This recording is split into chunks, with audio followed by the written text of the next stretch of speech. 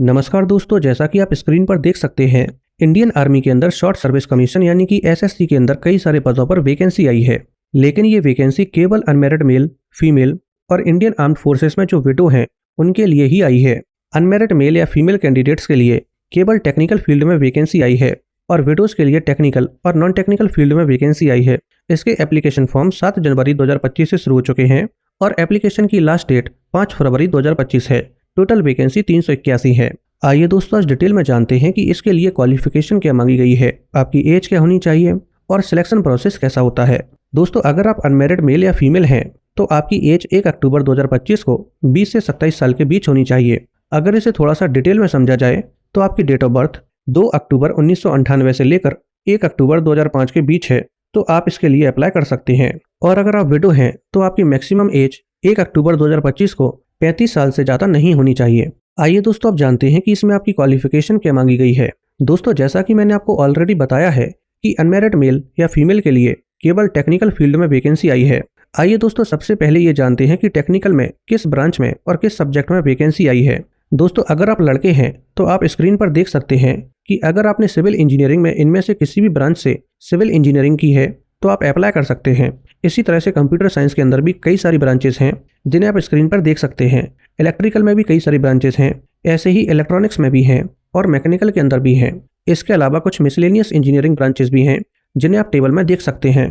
अगर आपने इनमें से किसी में भी इंजीनियरिंग कंप्लीट की है तो आप इसके लिए अप्लाई कर सकते हैं। इसके अलावा किस ब्रांच में कितनी वैकेंसी आई है इसे भी आप टेबल में देख सकते हैं। अगर आप लड़की हैं तो आपके लिए भी कई सारी अलग अलग इंजीनियरिंग ब्रांचेस में वैकेंसी आई है, जैसे कि सिविल ब्रांच में 7 वैकेंसी आई हैं और सिविल ब्रांच में आपके पास कई सारे ऑप्शन हैं। जिसमें आपने इंजीनियरिंग की हो इसे आप टेबल में देख सकते हैं। इसी तरह से कंप्यूटर साइंस में भी वैकेंसी आई है, इसमें भी आपके पास मल्टीपल ऑप्शंस हैं। इसी तरह से इलेक्ट्रिकल और इलेक्ट्रॉनिक्स में भी वैकेंसी आई है, इन्हें भी आप स्क्रीन पर देख सकते हैं। इसके अलावा मैकेनिकल ब्रांच में भी कई सारे ऑप्शंस हैं जिसमें केवल 9 वैकेंसी आई हैं। इसके अलावा अगर आप विडो हैं तो टेक्निकल फील्ड में केवल 1 वैकेंसी आई है। और अगर मैं क्वालिफिकेशन की बात करूं तो आपकी बीई या बीटेक डिग्री कंप्लीट होनी चाहिए किसी भी ब्रांच से। और इसके अलावा नॉन टेक्निकल फील्ड में भी 1 वैकेंसी आई है, इसमें आपकी केवल ग्रेजुएशन कंप्लीट होनी चाहिए और वो किसी भी सब्जेक्ट से कंप्लीट होनी चाहिए।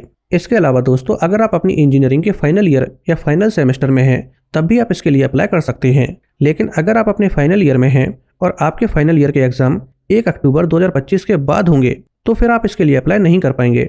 आइए दोस्तों, अब जानते हैं कि इसका सिलेक्शन प्रोसेस कैसा होता है। दोस्तों, यहाँ पर कोई भी एग्जाम वगैरह नहीं होता है, इसमें केवल ग्रेजुएशन के बेसिस पर यानी कि आपकी ग्रेजुएशन में जो भी परसेंटेज आई है उस परसेंटेज के बेसिस पर आपकी शॉर्ट लिस्टिंग की जाती है। अगर मान लीजिए आप फाइनल ईयर में हैं तो 3rd ईयर में आपकी जो भी परसेंटेज आई होगी उस बेसिस पर आपकी शॉर्ट लिस्टिंग की जाएगी। अगर आपका नाम शॉर्ट लिस्ट किया जाता है तो आपको ईमेल कर दिया जाएगा और इसके बाद आपका एसएसबी होगा और ये एसएसबी 5 दिन का होता है, जो एक तरह का डिटेल्ड इंटरव्यू होता है। दोस्तों, जैसे ही आपका फाइनल सिलेक्शन हो जाता है इसके बाद आपकी पोस्टिंग डायरेक्ट लेफ्टिनेंट के पद पर की जाती है और आपकी 49 हफ्ते की यानी कि 1 साल से कम की ट्रेनिंग होती है, जो प्री कमिश्निंग ट्रेनिंग अकेडमी यानी कि पीसीटीए के अंदर होती है। और यहाँ पर एक कंडीशन है कि जब तक आपकी ट्रेनिंग चलेगी आप अपने पेरेंट्स या गार्जियन से नहीं मिल सकते हैं, ना ही आप ट्रेनिंग पीरियड के दौरान शादी कर सकते हैं।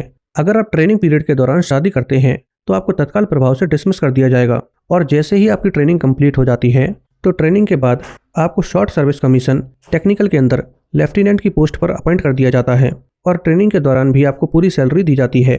आइए दोस्तों, अब जानते हैं कि इसमें आपकी सैलरी क्या होगी। दोस्तों, जैसे ही आपका फाइनल सिलेक्शन हो जाता है तो लेवल 10 के अकॉर्डिंग आपकी सैलरी 56,000 रुपये से शुरू होगी, जो 1,77,500 रुपये तक जाएगी। इसके अलावा आपको और भी कई तरह के अलाउंसेस दिए जाएंगे। दोस्तों, एसएससी यानी कि शॉर्ट सर्विस कमीशन एक परमानेंट जॉब नहीं होती है, इसमें आपको कुछ समय के लिए आर्मी के अंदर काम करना पड़ता है और उसके बाद आपको हटा दिया जाता है। शॉर्ट सर्विस कमीशन के अंदर आपको 10 साल के लिए इंडियन आर्मी के अंदर सर्व करना होता है और अगर आप मेडिकली, फिजिकली और मेंटली फिट होते हैं तो आपका टाइम पीरियड 4 साल और बढ़ा दिया जाता है, यानी कि आप टोटल 14 साल के लिए इंडियन आर्मी में सर्व करते हैं और उसके बाद फाइनली आपको हटा दिया जाता है। दोस्तों, अगर आपको ये वीडियो पसंद आई हो तो वीडियो को लाइक करके चैनल को सब्सक्राइब कर लीजिए।